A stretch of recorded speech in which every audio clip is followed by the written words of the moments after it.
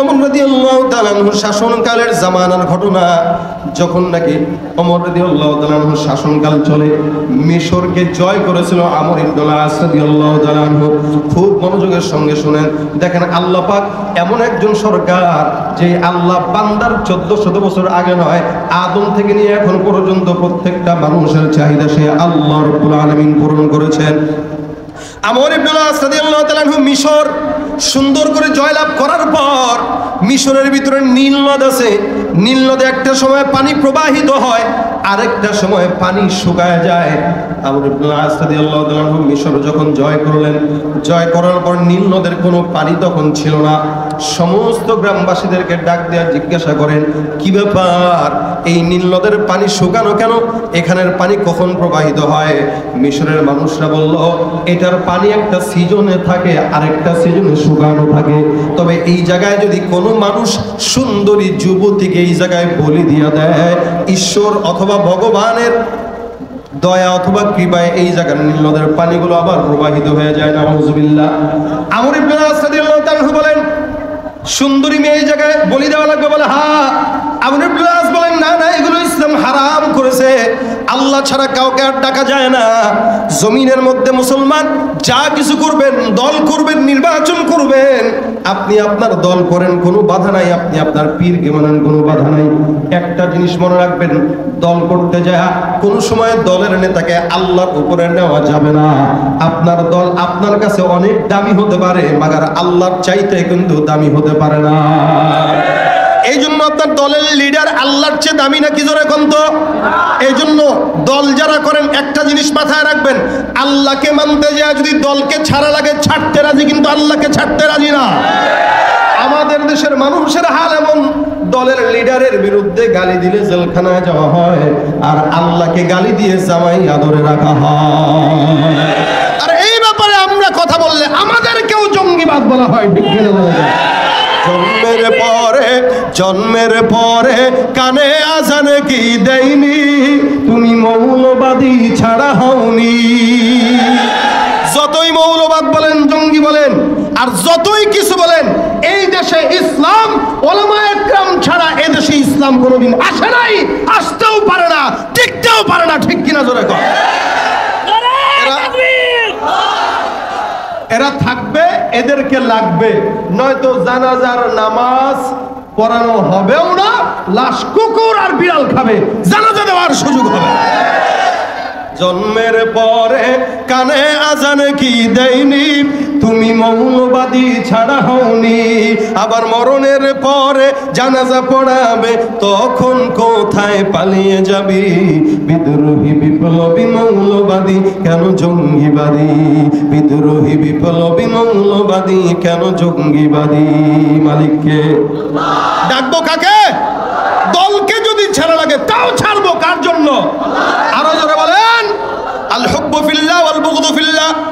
একটা ইমানদার যদি কারো সঙ্গে যুদ্ধ লাগে কার জন্য? কারো সঙ্গে মহব্বত করলে কার জন্য?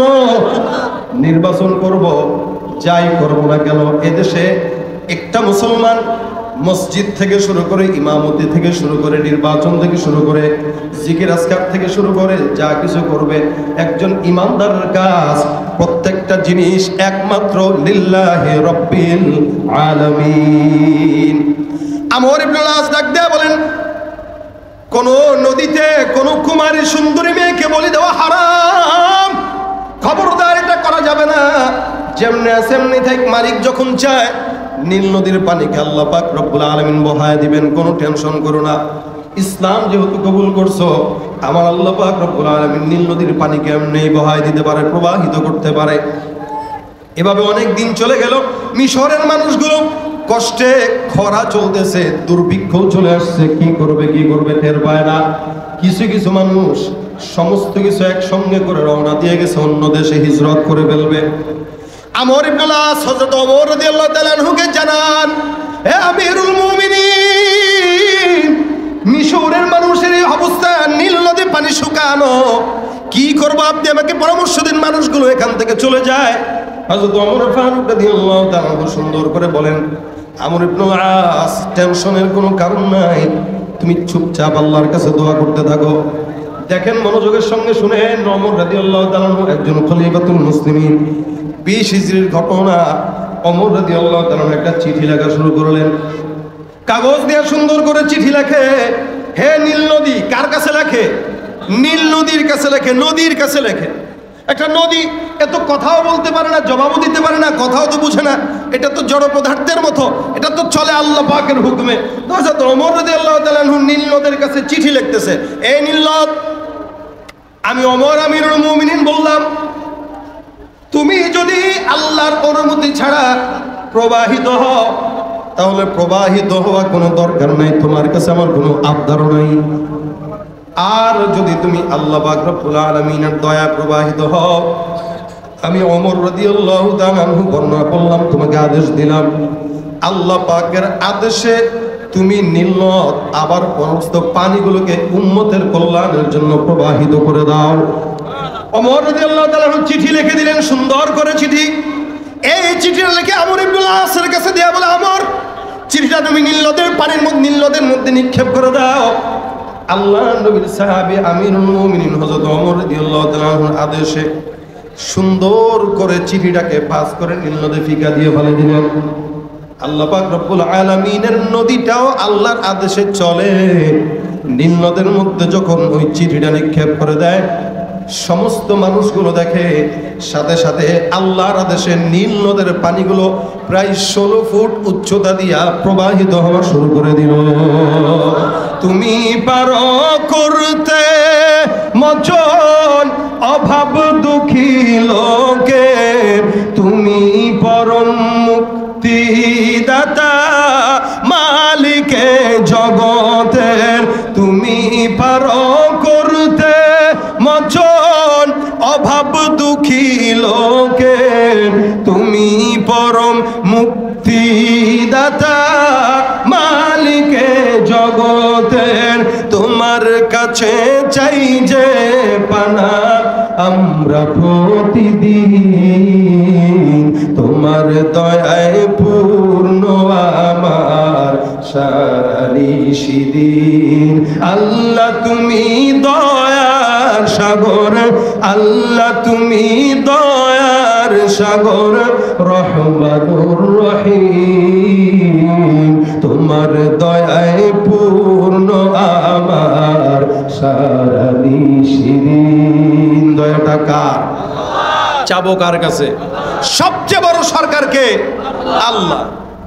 আল্লাহ যে আল্লাহ আজ থেকে 1400 বছর আগে বান্দার কল্যাণের জন্য নীল নদের পানি প্রবাহিত করতে পারে, হযরত ওমরের কথায় সেই আল্লাহ একটু দুর্বল হয়ে গেছে। দুর্বল হয়েছে কারা বলেন? আমরা। আমাদের ঈমান দুর্বল, আমাদের চাওয়া দুর্বল, আল্লাহর কাছে আমাদের সম্পর্ক দুর্বল, যার কারণে আল্লাহর মুআমালাও দুর্বল। এজন্য আল্লাহ পাক হাদিসে কুদসিতে বলেন, আনা ইনদা যন্নি আবদি বি, আমার বান্দা আমার উপরে যতটুকু ধারণা রাখবে, আমি আল্লাহ বান্দার প্রতি ঠিক ততটুকুই কার্যক্রম দিব। সুতরাং বান্দা যেন এটা মনে রাখে, আনা মাহু, আমি তার সঙ্গেই আছি, কোনো টেনশনের কারণ নাই। কারণ আসছে মনে হয়, কোনো টেনশনের কারণ নাই। আল্লাহর উপরে বান্দার ধারণা যতটুকু, আল্লাহ পাকের বান্দার উপরে ফয়সালাও ততটুকু। আপনি ঈমান রাখবেন এতটুকু, আল্লাহ পাক দিবেও ততটুকু। আপনি ঈমান রাখবেন আকাশ সম, আল্লাহ পাক আপনাকে দিবেও আকাশ সম। সুবহানাল্লাহ। তবে চাওয়াটা লাগবে আল্লাহর কাছে। কার কাছে? আমরা তো দুর্বল হইলে আমরা আগে বিপদে পড়লে মেম্বারের কাছে চাই, মেম্বারের কাছে ফেল হয়েছে তো চেয়ারম্যানের কাছে যাই, চেয়ারম্যানের কাছে পাই নাই তো আরেকটু উপরে উঠি, এই করতে করতে এমপি মন্ত্রী যা আছে সব ধরি। যখন দেখি কোনো জায়গায় কাজে হয় না, এখন আইসা ঘরের ভিতরে ছিঁড়ে একটা টুপি মাথায় দিয়ে, আল্লাহ গো তুই ছাড়া এখন আর কেউ নাই। কথা ঠিক না? আগে যদি সে আল্লাহর কাছে চাইতো, এত 14 জায়গায় ঘুরে জুতার তলা ক্ষয় করা লাগতো না।